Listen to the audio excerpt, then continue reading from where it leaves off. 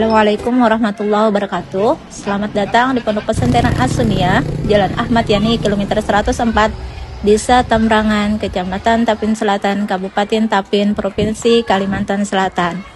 Disinilah tempat saya mengajar. Pondok pesantren ini dipimpin oleh Kiai Haji Mansa Amir LC. Beliau seorang ulama yang berada di Kabupaten Tapin. Tidak hanya sebagai seorang ulama, beliau juga aktif dalam kegiatan keagamaan, pernah menjabat sebagai ketua MOI di daerah Kabupaten Tapin, dan aktif dalam kegiatan keagamaan dengan mengisi majelis-majelis taklim yang berada di daerah Kabupaten Tapin. Pondok pesantren ini memiliki beberapa lembaga pendidikan. Yang pertama MTIS, Madrasah Aliyah, Tahfiz Diniyah, dan IMI As-Sunniyah. Pondok pesantren ini juga menyediakan asrama penginapan bagi anak-anak santri yang mau mondok.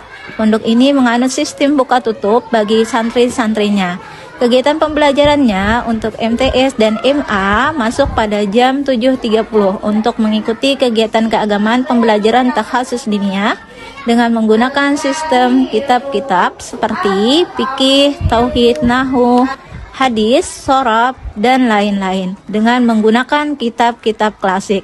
Disambung lagi dengan kegiatan pembelajaran kurikulum kemenak. Nama Pondok Pesantren As-Sunniyah diambil dari sebuah pondok pesantren yang berada di Jawa Timur, yaitu Pondok Pesantren Kencong As-Sunniyah, karena beliau adalah sebagai alumni pondok pesantren tersebut. Nama As-Sunniyah juga diambil dengan makna menganut paham Ahlus Sunnah wal Jamaah. Masyarakat di lingkungan madrasah bersifat agamis dan gotong royong. Kegiatan-kegiatan yang dilaksanakan di pondok ini selalu diikut andilkan dalam mensukseskan bukan hanya tenaga melainkan juga materi.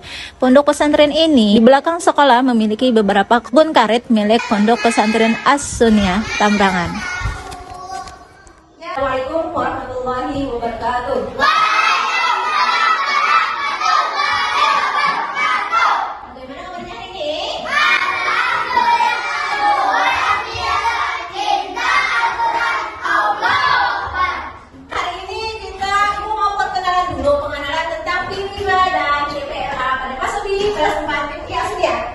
Tema kita hari ini adalah tema proyek mengenal Allah melalui nazam aqidatul awam. Di dalam tema kita itu ada yang dikenal dengan P5 dan PPRA. Apa sih yang kalian kenal tentang P5? P5 adalah proyek pembuatan profil pelajar Pancasila. Dalam P5 tersebut membuat suatu proyek lintas disiplin yang kontekstualnya berbasis masalah atau kebutuhan lingkungan madrasah. Karena kita lingkungannya madrasah dan di bawah lembaga pondok pesantren, makanya kita mengambil proyeknya adalah apa tadi? Mengenal Allah melalui nazam aqidatul awam. Jadi kalau dalam madrasah itu ada yang dikenal dengan PPRA. Apa kata PPRA? PPRA adalah profil rahmatan lil alamin. Seperti apa sih profil pelajar rahmatan lil alamin itu? Untuk proyeknya PPRA tersebut dibuka dengan nilai-nilai moderasi beragama.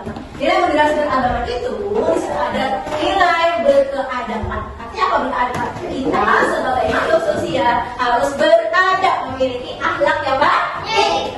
Karena kita berada di lembaga madrasah, ada dua aspek. Yang pertama P5 dan yang kedua adalah PPRA, proyek penguatan pelajar Pancasila dan proyek penguatan rahmatan lil alamin. Keduanya dijalankan secara bersamaan dan terintegrasi dalam satu kegiatan dan laporan.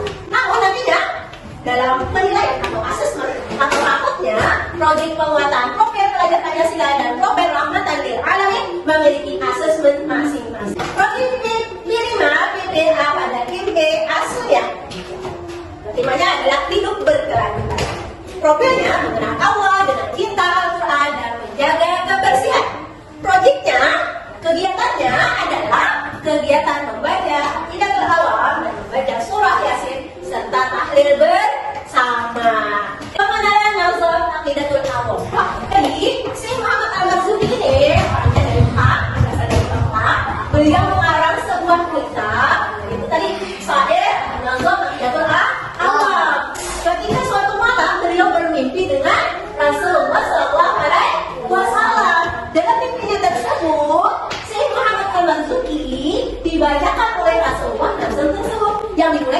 Abda Bismillahirrahmanirrahim. Sampai selesai. Akhirnya si Muhammad Al-Marzuki itu terbangun. Ketika terbangun, lafaz tersebut masih terngiang di telinganya. Kemudian tadi diceritakan dengan para sahabatnya. Nah, sahabat kita berdoa itu berisi tentang Allah Subhanahu wa Ta'ala. Kemudian lagi apa misalnya? Berisi tentang sifat-sifat wajib. Ada 20. Yang kedua itu ada sifat-sifat yang mustahil. Kemudian sifat yang wajib bagi Rasul. Nama-nama nabi yang wajib kita kenal. Ada 25. Ya. Kemudian lagi ke malaikat. Ada berapa jumlahnya? 10. Ada yang tahu nggak kelebihannya tidak terlalu bagi pembacanya? Yuk, yang tahu nggak?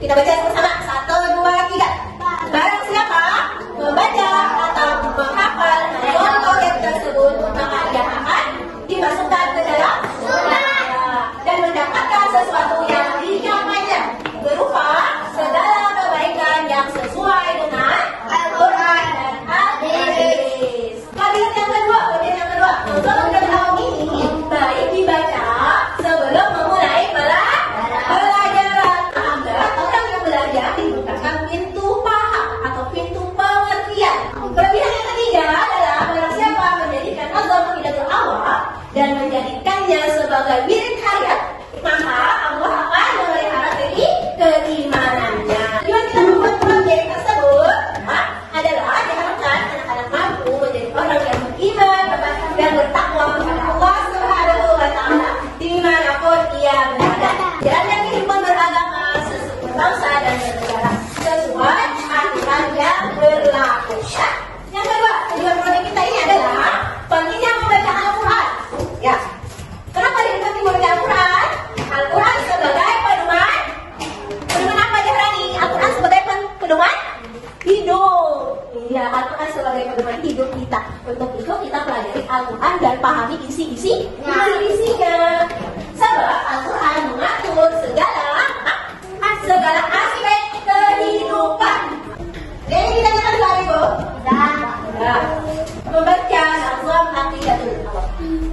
Apa sih pentingnya membaca nazam Hidayatul Awwal? Tujuan kita membaca nazam Hidayatul Awwal diharapkan kalian dalam menghadapi arus globalisasi di mana informasi bisa diakses di mana saja, di mana nilai-nilai Pancasila dan moderasi beragama mengalami kemerosotan.